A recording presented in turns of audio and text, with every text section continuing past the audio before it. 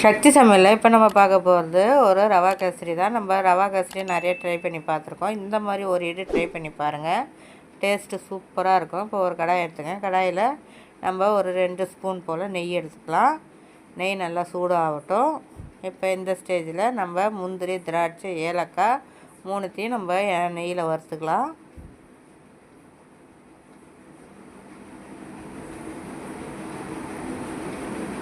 இப்போ நெய் கரைஞ்சி வந்துடுச்சு. இப்போ நம்ம முந்திரி திராட்சையை சேர்த்துக்கலாம்.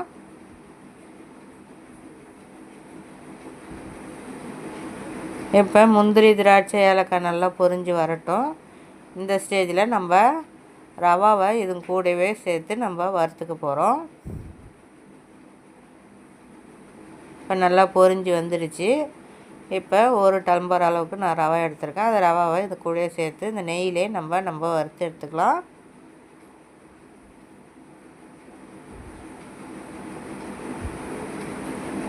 பாருங்கள், இந்த மாதிரி நீங்கள் செய்யும்போது டேஸ்ட்டு சூப்பராக இருக்கும். டக்குன்னு நம்மளுக்கு வேலையே முடிஞ்சிடும்.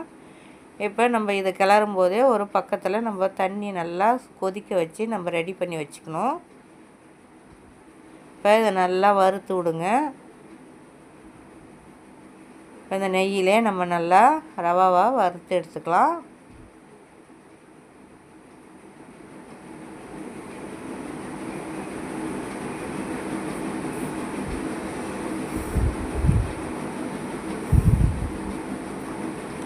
லோ ஃப்ளேம்லேயே வச்சு நல்லா வறுத்துக்குங்க. இப்போ நான் நல்லா சூடான தண்ணியை இதில் நம்ம சேர்க்க போகிறோம்.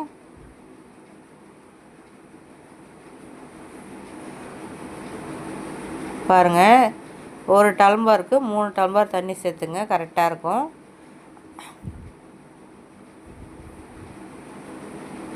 இப்போ நல்லா கிளறி விட்டுக்கலாம். ஒரு பிஞ்சு உப்பு சேர்த்துங்க. சேர்த்துட்டு இந்த டைமில் நம்ம கலர் சேர்த்துக்கலாம். நான் இப்போ ஆரஞ்சு கலர் சேர்க்குறேன். சேர்த்து நல்லா கிளறி விட்டுக்குங்க.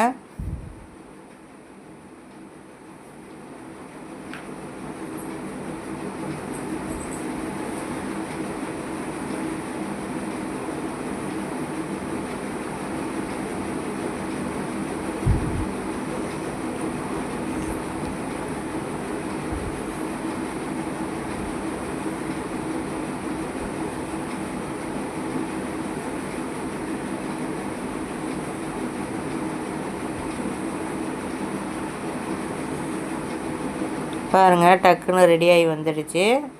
இப்போ இந்த ஸ்டேஜில் நம்ம ஒரு கப் அளவுக்கு சர்க்கரை சேர்த்துக்கலாம்.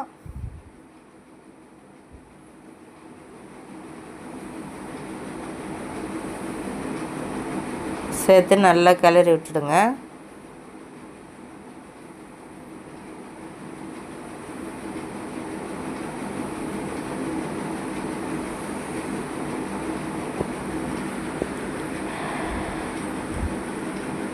இப்போ நம்ம இந்த மாதிரி செய்யும்போது நல்லா உதிரி உதிரியாக இருக்கிற மாதிரி வரும்.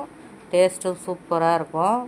நீங்கள் ஒரு ட்ரை பண்ணி பார்த்துட்டு கமெண்ட் பண்ணுங்கள், சப்ஸ்கிரைப் பண்ணுங்கள், பக்கத்தில் உள்ள பெல் ஐக்கானையும் டச் பண்ணுங்கள், உங்கள் ஃப்ரெண்ட்ஸ் எல்லாருக்கும் ஷேர் பண்ணுங்கள். பாருங்கள், நல்லா கொதித்து வெந்து வந்துடுச்சு. இப்போ ஒரு ஸ்பூன் அளவுக்கு நம்மளுக்கு எவ்வளோ தேவையோ அந்த அளவுக்கு நீங்கள் நெய் சேர்த்துக்கலாம். நான் இப்போ ஒரு 1.5 ஸ்பூன் போல் சேர்த்துக்கிறேன்.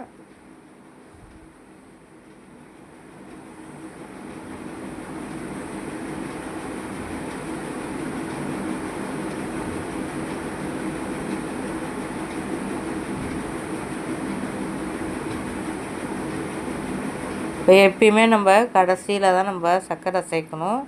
அந்த சர்க்கரையை கடைசியில் சேர்க்கும்போது பாருங்கள், மினுமினுப்பாக நல்லாயிருக்கும். இந்த மாதிரி ட்ரை பண்ணி பாருங்கள். ஒரு 5 நிமிஷத்தில் நம்ம ரெடி பண்ணிடலாம். பாருங்கள், சூப்பரான சுவையான ரவா கேசரி ரெடி ஆகிடுச்சு. அவ்வளோதான். பாருங்கள், சூப்பரான ரவா கேசரி. நன்றி.